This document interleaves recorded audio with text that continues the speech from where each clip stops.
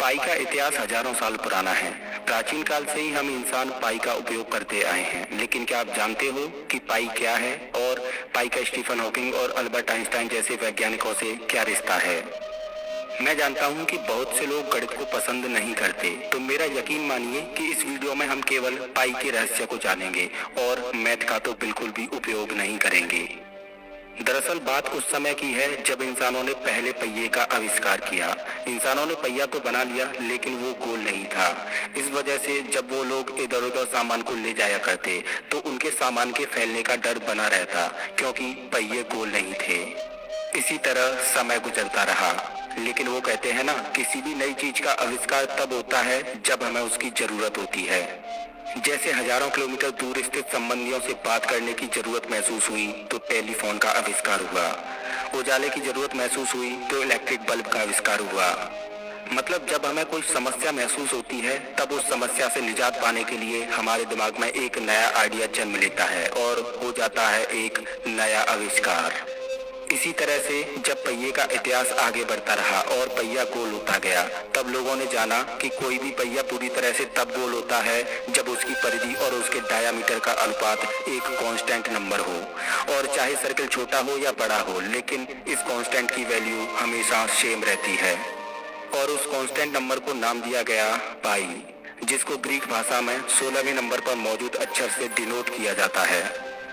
अब लोगों ने ये तो जान लिया कि किसी भी गोल आकृति में एक कांस्टेंट नंबर हमेशा रहता है, लेकिन लोग अब भी उस कांस्टेंट नंबर की यानी पाई की वैल्यू नहीं जानते थे। और मजे की बात तो ये है कि पाई की एग्जैक्ट वैल्यू तो हम आज भी नहीं जानते, और सुपर कंप्यूटर ने तो पाई की वैल्यू निकालने से हार मान ली। और कुछ लोगों ने तो अपनी पूरी जिंदगी ही पाई की वैल्यू निकालने में गुजार दी। वो लोग खुद तो गुजर गए, लेकिन पाई की वैल्यू अभी तक नहीं निकली। अब आप सोच रहे होंगे कि पाई की वैल्यू इतनी इम्पोर्टेंट क्यों है और इसकी वैल्यू निकालना इतना मुश्किल क्यों है। ये तो आसान है, हमने तो स्कूल में पाई की वैल्यू 22/7 पढ़ी थी। 22 को 7 से डिवाइड करते जाओ और पाई की वैल्यू निकल आएगी। लेकिन मेरे दोस्त, मैं आपको बता दूं कि जो आपने पाई की वैल्यू 22/7 पढ़ी है वो गलत है और आपने गलत पढ़ा है।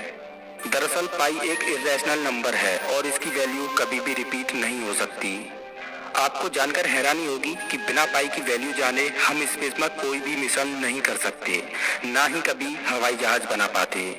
खैर, जान लेते हैं कि 22/7 जो आपने अभी तक पढ़ा है वो आखिर क्या है। अगर किसी भी गोल आकृति की परिधि 22 यूनिट हो तो उसको परफेक्ट सर्किल यानी गोल बनाने के लिए उसका डायामीटर 7 यूनिट होना चाहिए, और परिधि और डायामीटर का अनुपात ही वो कांस्टेंट नंबर है जिसे पाई बोलते हैं। खैर, अब जान लेते हैं कि जो हमने स्कूल में पढ़ा वो गलत क्यों है। दरअसल जब हम 22 को 7 से डिवाइड करेंगे तो वैल्यू कुछ ये होगी जो आप अभी अपनी स्क्रीन पर देख रहे हो। लेकिन पाई की असल वैल्यू तो कुछ इस प्रकार है जो अभी आप अपनी स्क्रीन पर देख रहे हो। और आपको ये बात जानकर हैरानी होगी कि आधुनिक दौर के सुपर कंप्यूटर ने पाई की दशमलव के बाद 5 ट्रिलियन वैल्यू निकाली, और इससे आगे सुपर कंप्यूटर पाई की वैल्यू निकालने में हार गया। सुपर कंप्यूटर द्वारा पाई की इतनी वैल्यू निकालने के बावजूद भी पाई की वैल्यू अभी तक अधूरी है। दोस्तों, चलिए अब जानते हैं पाई का एक अनोखा रहस्य जो आप नहीं जानते। क्या आप जानते हो कि पाई डे भी मनाया जाता है और वो है 14 मार्च। लेकिन पाई डे 14 मार्च को ही क्यों मनाया जाता है? तो इसका जवाब पाई की वैल्यू में ही छिपा है। और आपको जानकर हैरानी होगी कि 14 मार्च को भी पाई डे सेलिब्रेट करने के लिए एक निश्चित टाइम है, और वो है दोपहर के 1:59। अब पाई डे इसी समय सेलिब्रेट क्यों किया जाता है? तो इसके लिए हमें पाई की वैल्यू को आगे बढ़ाना होगा। अब आगे मैं आपको जो बताने जा रहा हूँ, या तो वो एक इत्तेफाक है या फिर कुदरत का एक करिश्मा। फिजिक्स की दुनिया में उथल पुथल मचाने वाले महान वैज्ञानिक अल्बर्ट आइंस्टाइन का जन्म 14 मार्च को ही हुआ था।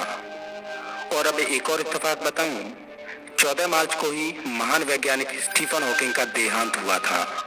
दोस्तों, आपको क्या लगता है कि क्या ये एक इत्तेफाक है या इसके पीछे कोई और रहस्य है? प्लीज कमेंट बॉक्स में जरूर